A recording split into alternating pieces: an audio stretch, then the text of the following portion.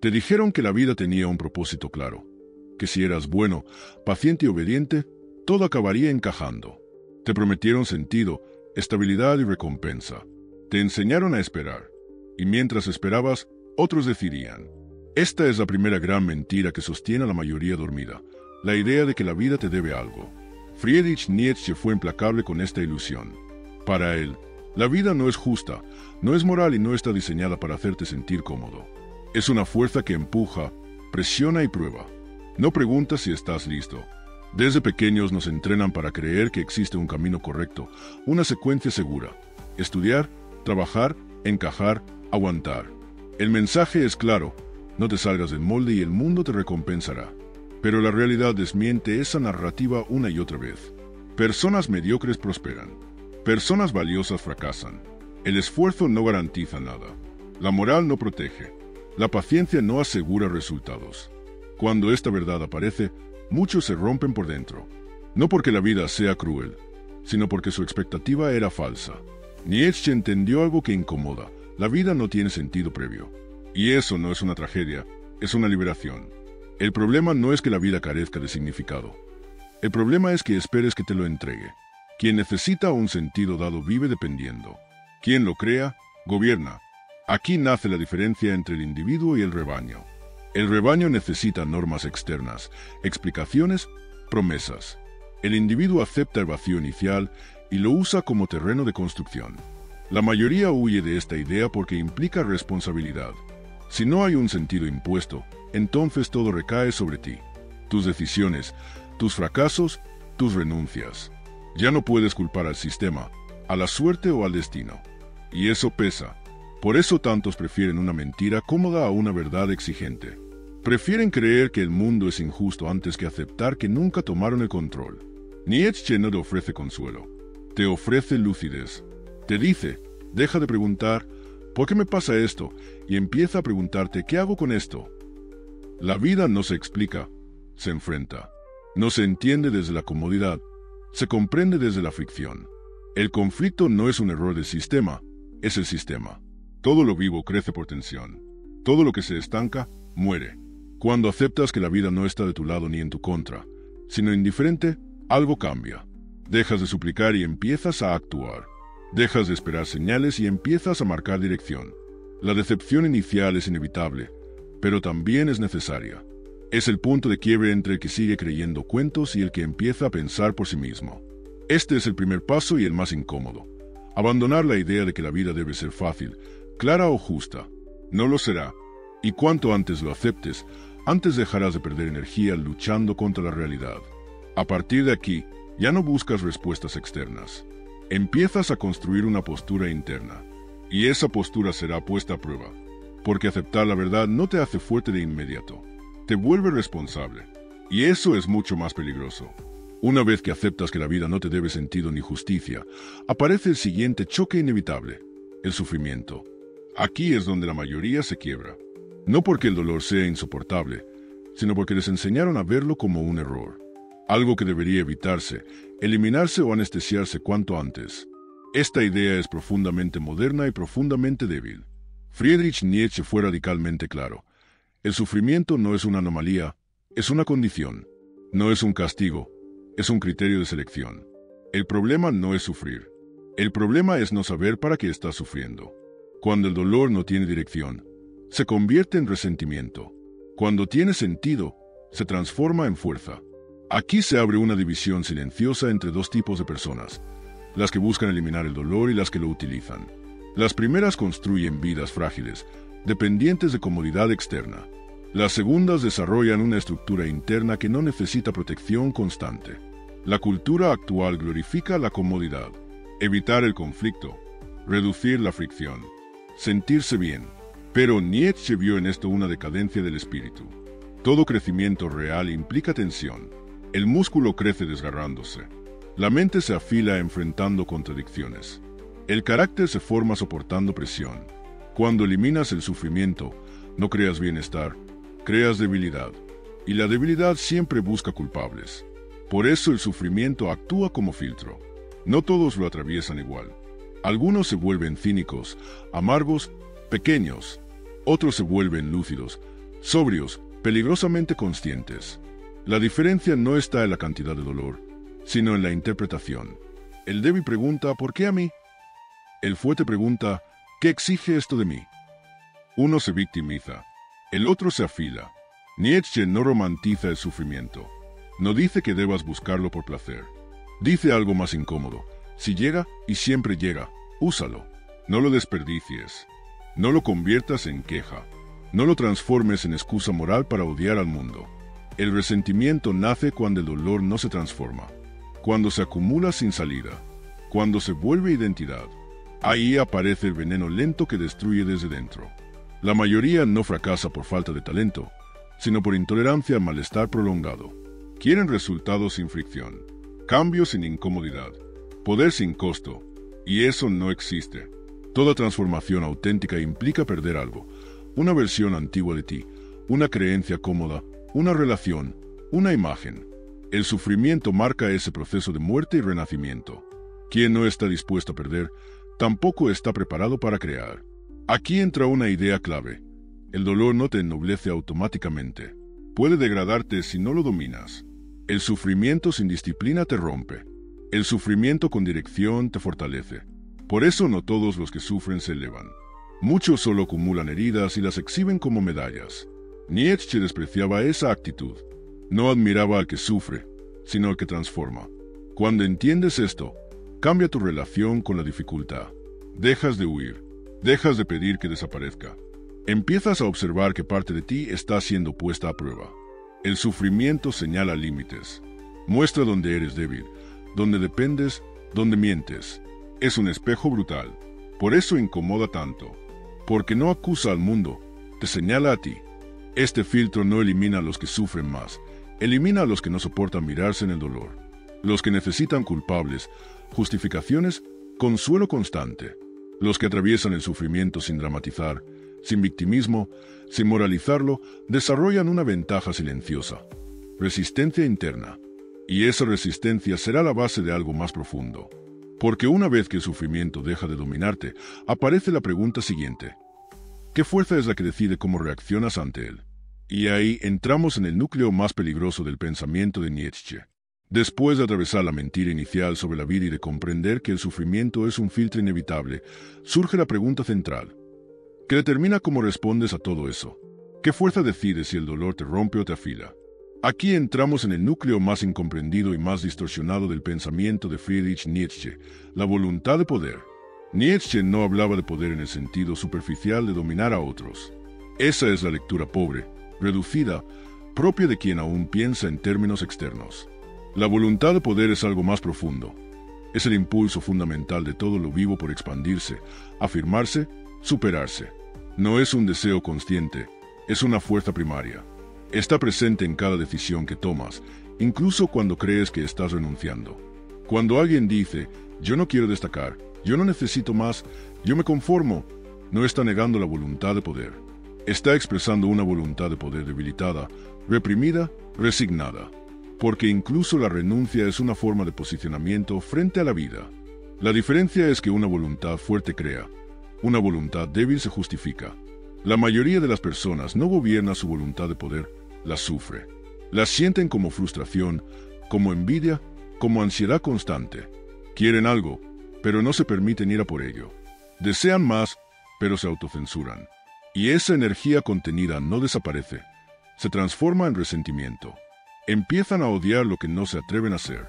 Critican lo que no se permiten intentar. Moralizan su impotencia. Nietzsche vio con claridad que gran parte de la moral tradicional nace de ahí, no de la virtud, sino de la incapacidad.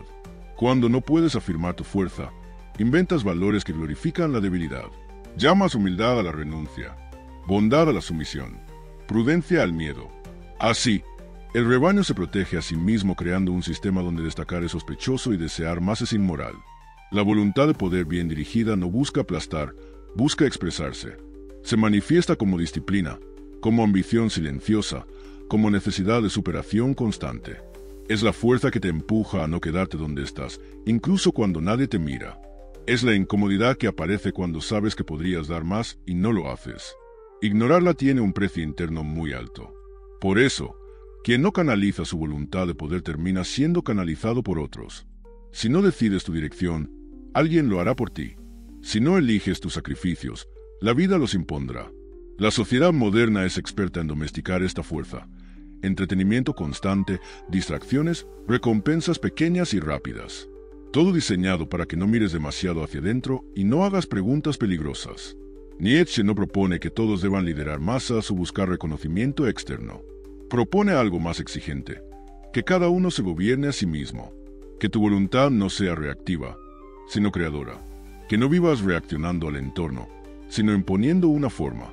Esto exige claridad brutal contigo mismo, reconocer lo que deseas sin maquillarlo, aceptar lo que temes sin excusas. Cuando alineas tu voluntad de poder con una dirección clara, el sufrimiento deja de ser caótico. Se vuelve parte del proceso. Ya no preguntas si vale la pena, porque sabes por qué lo haces.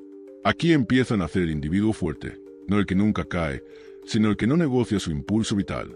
Pero esta fuerza tiene enemigos, no externos, sino internos. Y el más peligroso de todos es invisible, aceptado y celebrado por la mayoría. Para entenderlo, hay que desmontar la moral, la culpa y la mentalidad de rebaño que te entrenaron desde el principio. Cuando la voluntad de poder empieza a despertar, no lo hace en un vacío. Choca contra un muro invisible que ha estado ahí desde siempre, la moral. No como reflexión consciente, sino como condicionamiento profundo. Friedrich Nietzsche entendió que la moral no es una verdad universal, sino una herramienta histórica. Y como toda herramienta, sirve a alguien. La moral dominante no nació para elevar al individuo fuerte, sino para proteger al grupo débil. No surge de la excelencia, sino del resentimiento.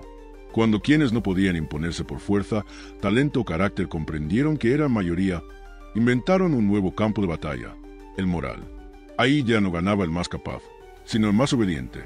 No el más audaz, sino el más dócil. Así nació la inversión de valores.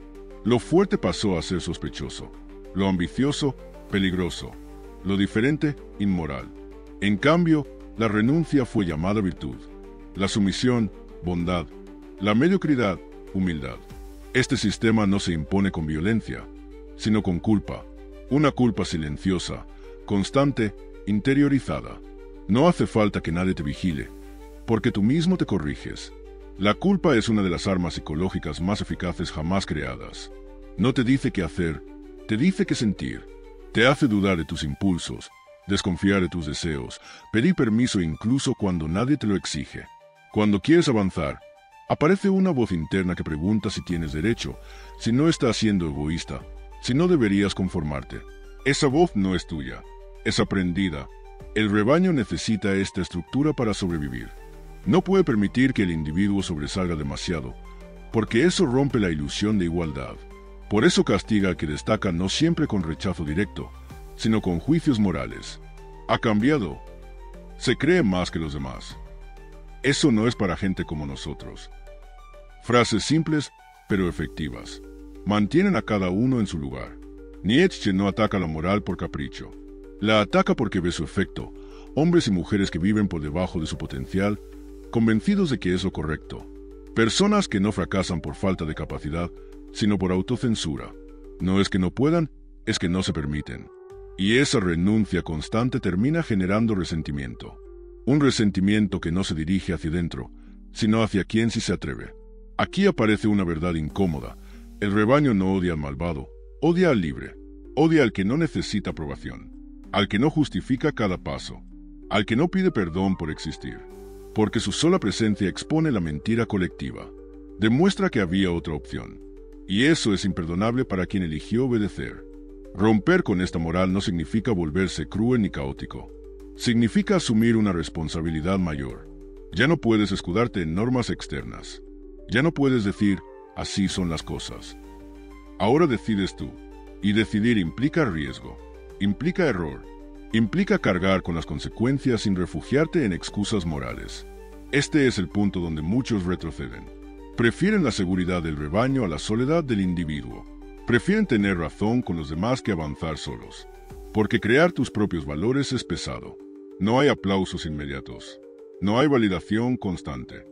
Solo coherencia interna. Pero quien cruza este umbral gana algo que no se puede enseñar. Soberanía interior. Ya no actúas para encajar, Actúas para construir. Ya no te preguntas si está permitido, sino si es necesario para tu crecimiento. La culpa pierde fuerza. La opinión ajena se vuelve ruido. Y por primera vez empiezas a vivir desde dentro hacia afuera.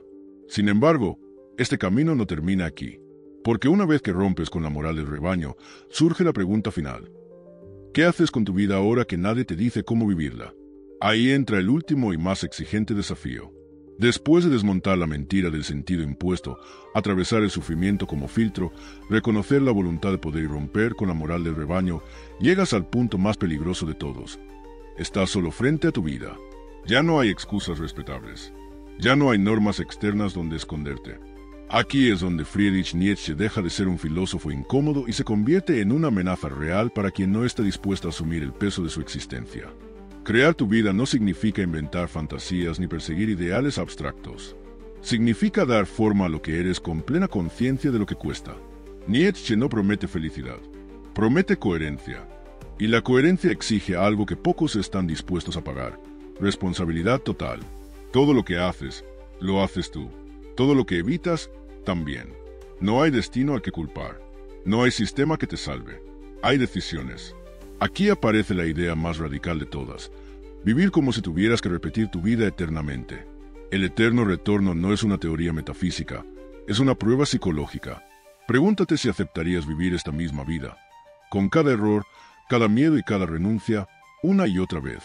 Si la respuesta es no, no es una condena, es una señal. Algo estás evitando, algo no estás enfrentando. El creador de su vida no busca aprobación, busca forma. No pregunta si será entendido, pregunta si será fiel a su impulso vital. Vive con intensidad, no con prisa. Sabe que cada elección excluye otras y no se lamenta por ello. Entiende que crecer implica perder, que avanzar implica incomodar, que afirmarse implica ser malinterpretado. Nietzsche llama a esta figura el Übermensch, no como un ser superior a otros, sino como alguien que se supera a sí mismo, alguien que no necesita compararse, porque está ocupado construyendo. No vive reaccionando al mundo, lo interpreta y lo modela. No espera motivación, actúa desde disciplina interna. No se anestesia con consuelos, se fortalece con verdad. Este tipo de vida no es popular, no es segura, no es cómoda, pero es auténtica. Y esa autenticidad genera una fuerza silenciosa que no depende de circunstancias externas. Cuando sabes quién eres y hacia dónde vas, el caos pierde poder sobre ti. El sufrimiento ya no te define. La opinión ajena deja de dictar tus pasos. La culpa se disuelve. El gran cierre de todo esto es simple y brutal. Nadie vendrá a rescatarte. Y eso no es una tragedia, es una oportunidad. Porque si nadie viene, tampoco nadie manda. Estás condenado a ser libre. Y esa condena es el mayor privilegio que existe. O te conviertes en el autor consciente de tu vida, o vivirás como una nota al pie en la historia de otros. No hay término medio. No hay neutralidad. Incluso no elegir es una elección. Incluso rendirse es una forma de afirmar algo. Nietzsche no te pide que creas en él. Te exige que te mires sin mentiras, que aceptes el peso de existir y lo conviertas en obra. La pregunta final no es qué sentido tiene la vida. La pregunta es si estás dispuesto a darle uno que resista el paso del tiempo y la repetición eterna. Porque al final, la vida no se explica. La vida se crea.